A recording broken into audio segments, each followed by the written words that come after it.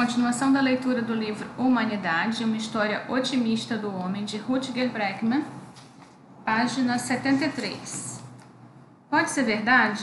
Teremos eliminado nossos primos hominídeos? Vamos avançar até a primavera de 1958.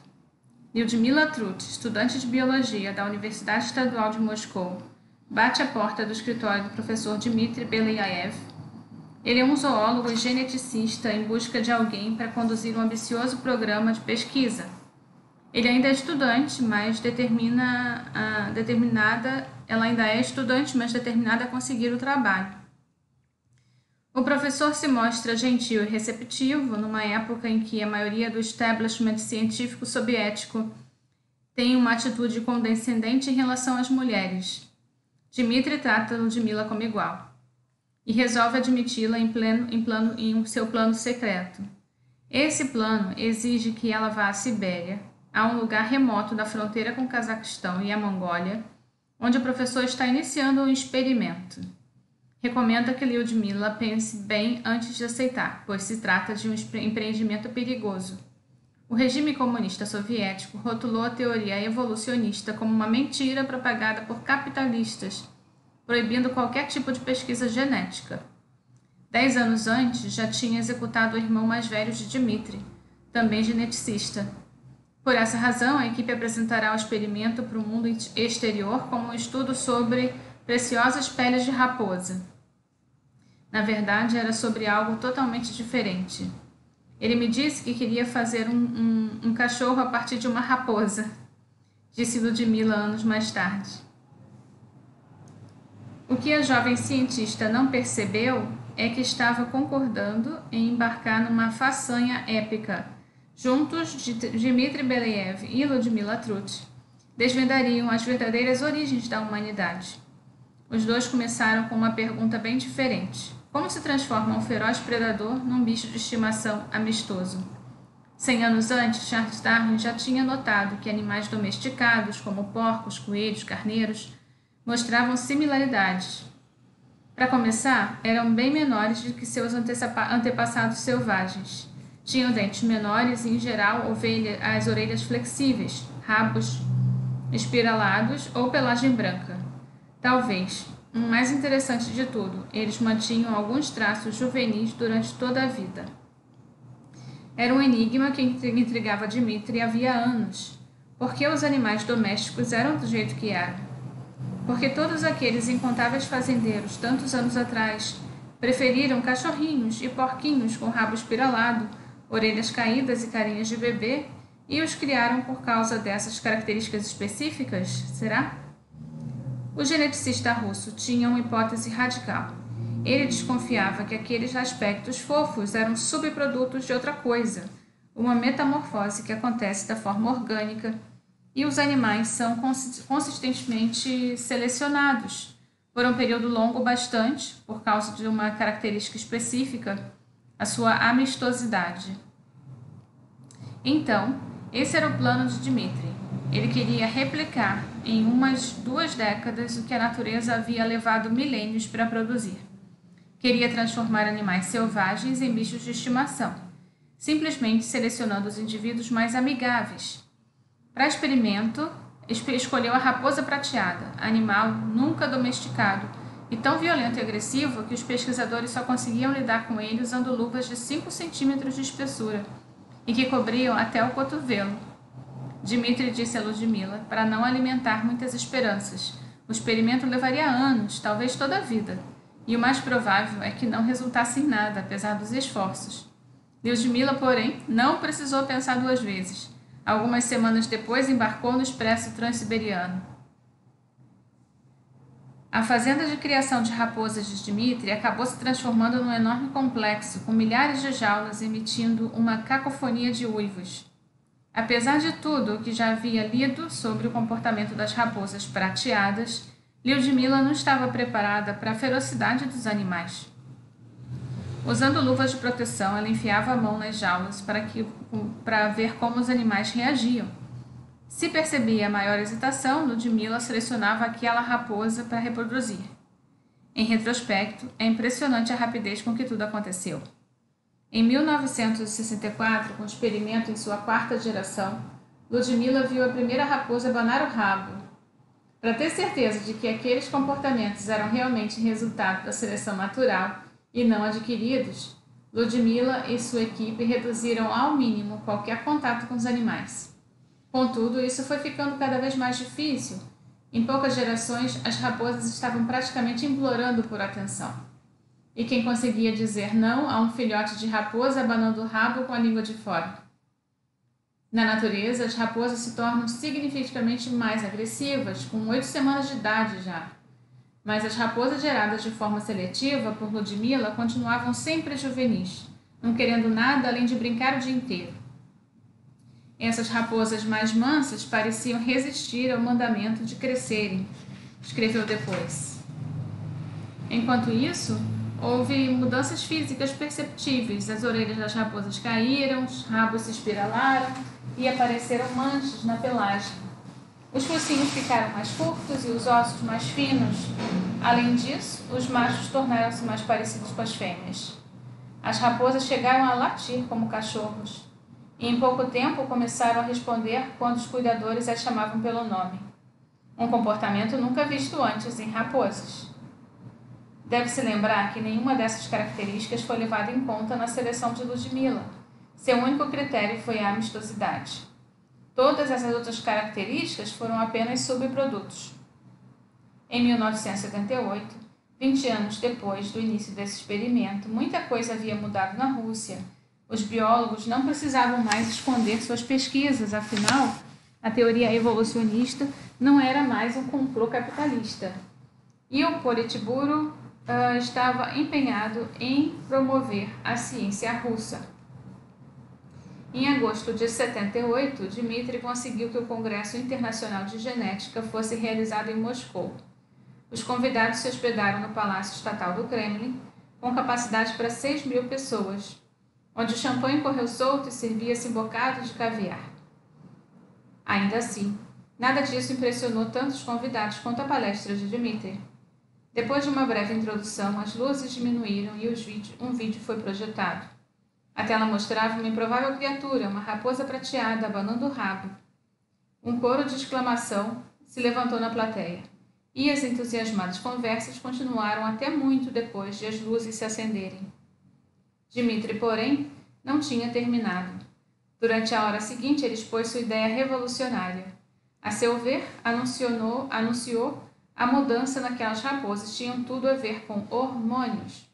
As raposas mais amistosas produziam menos hormônios de estresse e mais serotonina, hormônio da felicidade, e oxitocina, hormônio do amor. E mais uma coisa, disse Dmitri, no encerramento. Isso não acontecia só com raposas, a teoria também pode ser aplicada aos seres humanos.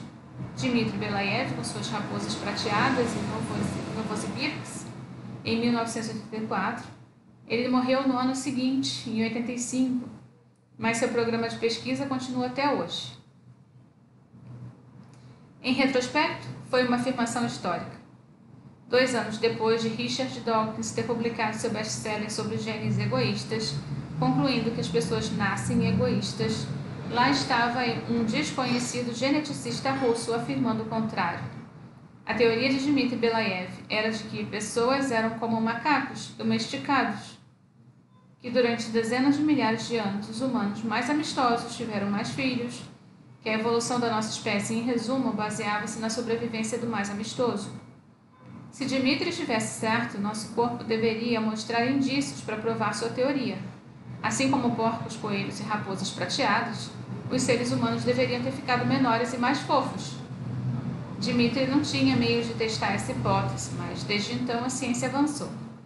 Quando em 2014 uma equipe americana começou a examinar crânios humanos de diversos períodos dos últimos 200.000 anos, identificou-se então um padrão.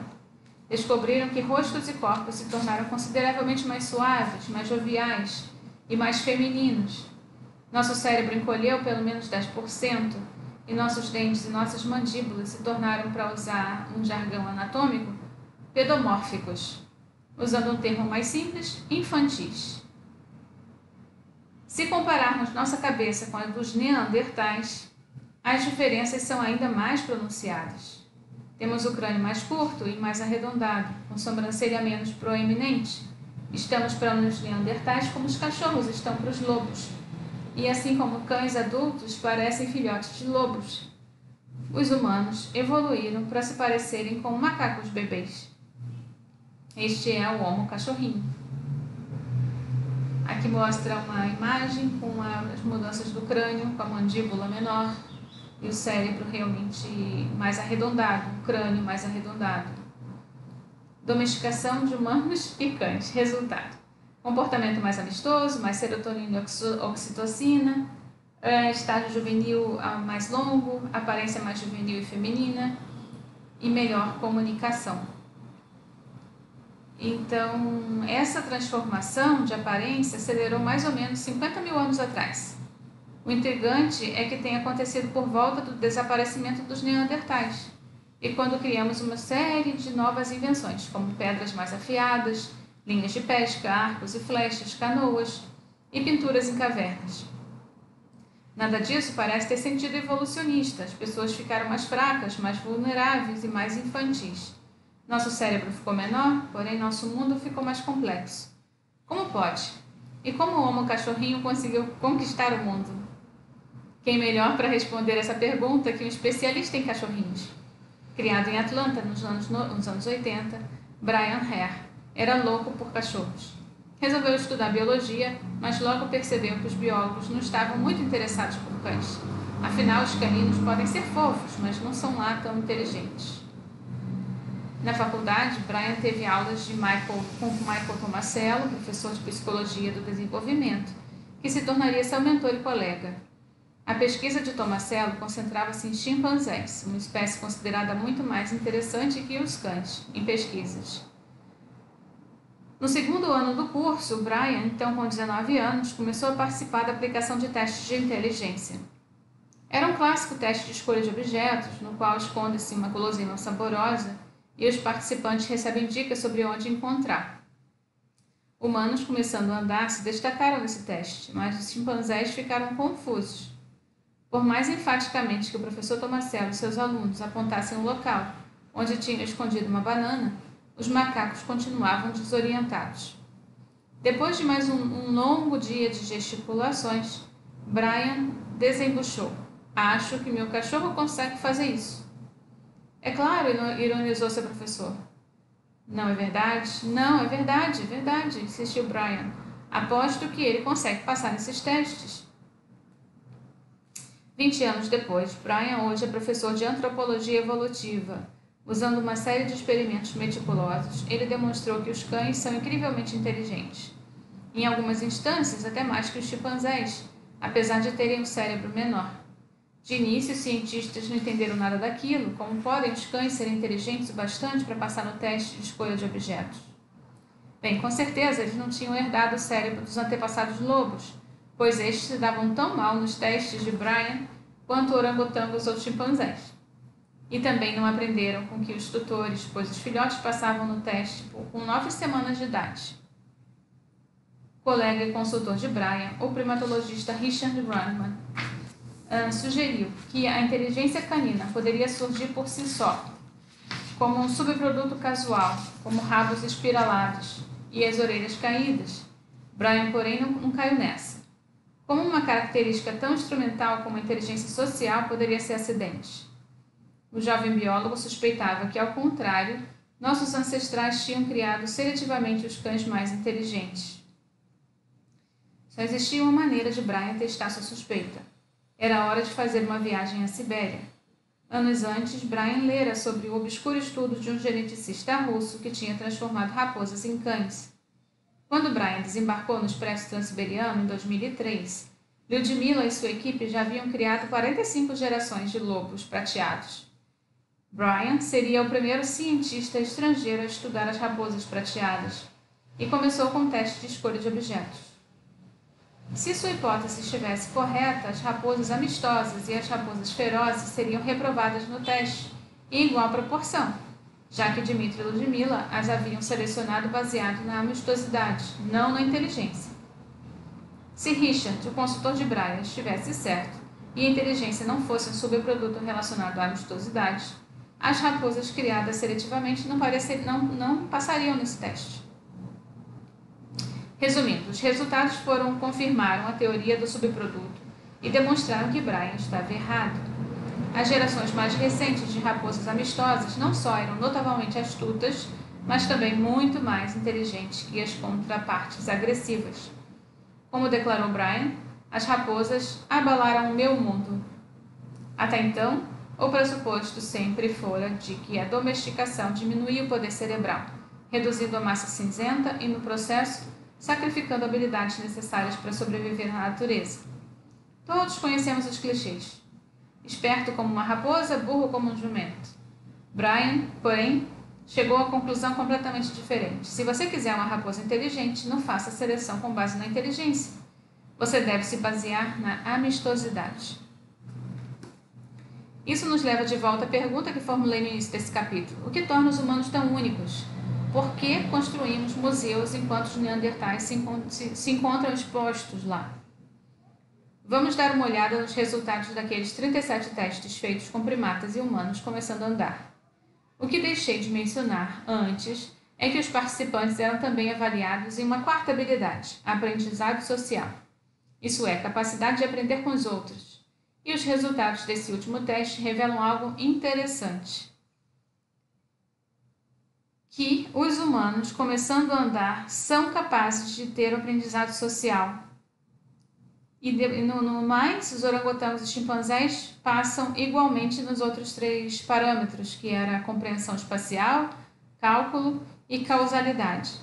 Mas somente os humanos, começando a andar, tiveram a capacidade de demonstrar que aprendem com os outros, aprendizado social.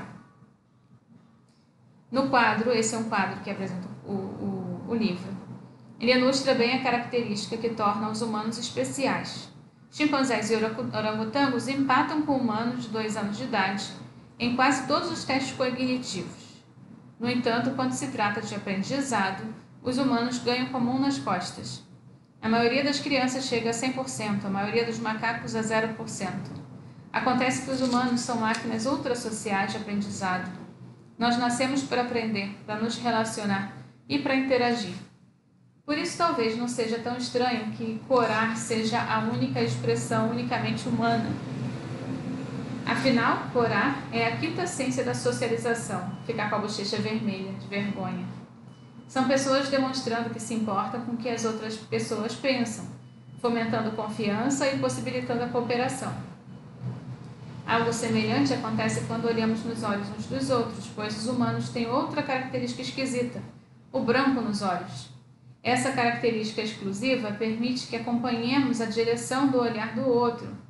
Todos os outros primatas, mais de 200 espécies ao todo, produzem uma melanina que tinge seus olhos. A exemplo dos jogadores de pôquer usando óculos escuros, isso obscurece a direção do olhar. Mas o mesmo não se dá com os humanos. Somos livros abertos, o foco de nossa atenção fica evidente para qualquer um. Imagine como a amizade e as relações amorosas entre humanos seriam diferentes se não conseguíssemos nos olhar nos olhos. Como confiaríamos uns nos outros? Brian Haar suspeita que nossos olhos incomuns sejam outro produto da domesticação humana.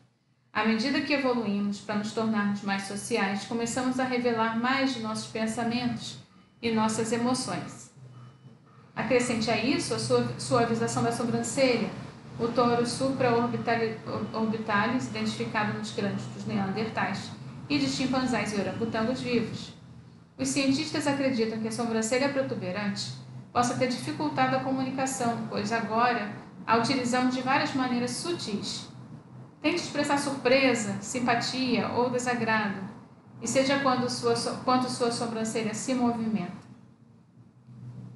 Em resumo, os humanos não têm nada de cara de paisagem. Estamos constantemente vazando emoções e somos programados para nos relacionarmos com as pessoas ao nosso redor.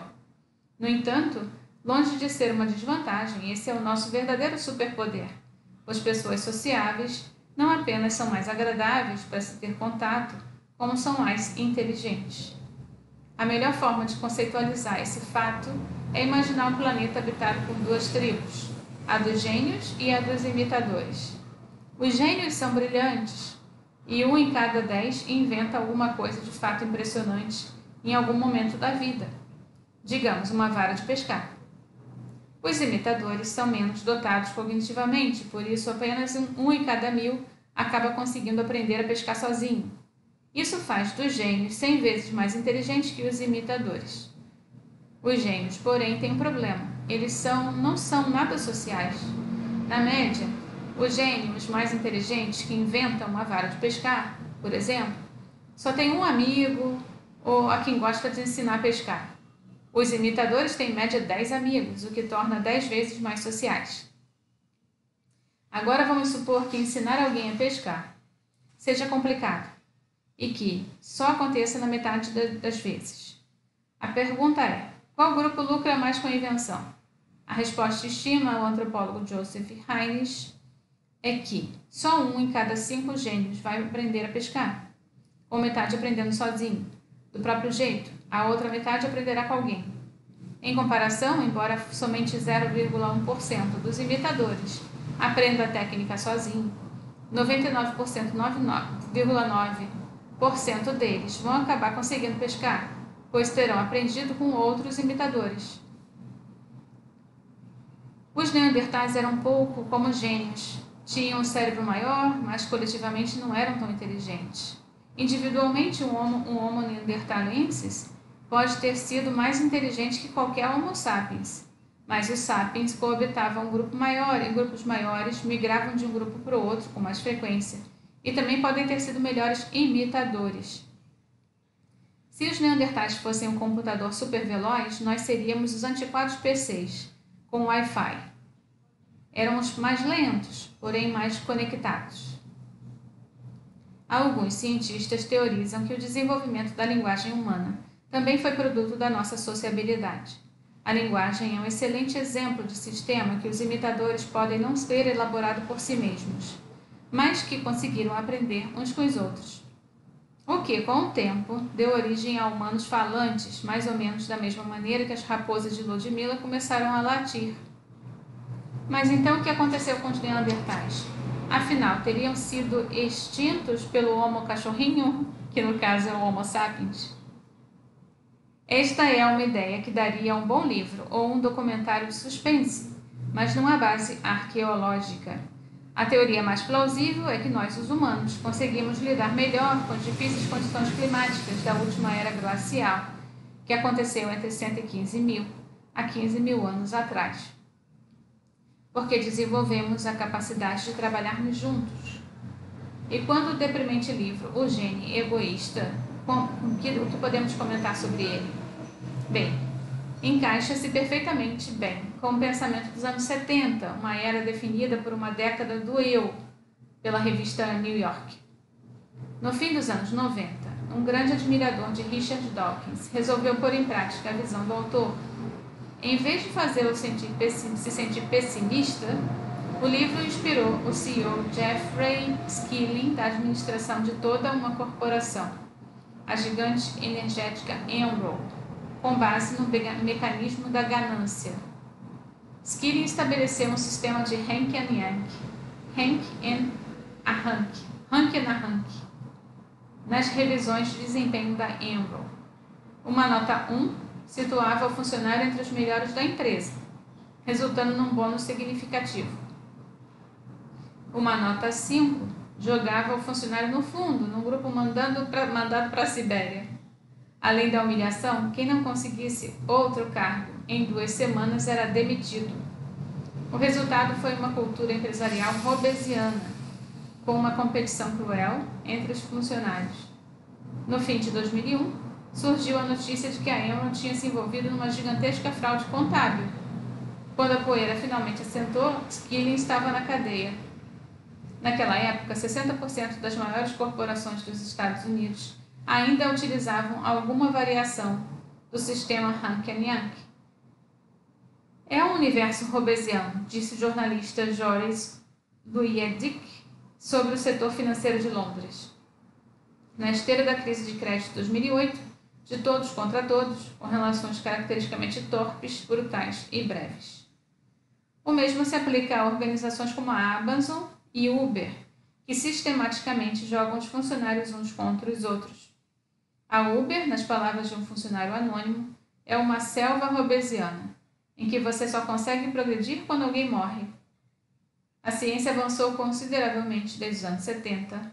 Em edições subsequentes, O Gene Egoísta, Richard Dawkins cortou suas afirmações sobre o egoísmo inato dos humanos, e a teoria perdeu crédito entre os biólogos. Embora a luta e competição seja claramente um fator de evolução da vida, agora qualquer aluno do primeiro ano de biologia aprende que a cooperação é muito mais importante. Esta é uma verdade tão antiga quanto as montanhas. Nossos antepassados distantes sabiam da importância do coletivo e raramente idolatravam indivíduos. Caçadores-coletores do mundo todo, das tundras mais geladas aos desertos mais abrasadores, acreditavam que tudo está conectado. Viam-se como parte de um algo muito maior, vinculado a todos os outros animais, as plantas e a Mãe Terra. Talvez eles compreendessem a condição humana melhor que nós a entendemos hoje. Por isso, será uma surpresa que a solidão possa nos deixar literalmente doentes? Que a falta de contato humano seja comparável a fumar 15 cigarros por dia? Que ter um bicho de estimação reduza o risco de depressão? Bem, os seres humanos anseiam por união e interação. Nosso espírito anseia por relações, assim como nosso corpo sente fome de comida. Foi esse anseio, mais do que qualquer coisa, que possibilitou o Homo cachorrinho a chegar à Lua. Homo sapiens. Quando compreendi isso tudo, a ideia da evolução deixou de ser deprimente. Talvez não exista um criador nem um plano cósmico. Talvez nossa existência seja apenas acaso. Depois de milhões de anos de tentativas às cegas, no entanto, pelo menos não estamos sozinhos, temos uns aos outros. Bem, esse é o final do capítulo 3. Continuaremos com o capítulo 4, cujo título é O Coronel Marshall e os Soldados que Não Atiravam. Final, então, na página 85. Até a próxima. Tchau, tchau.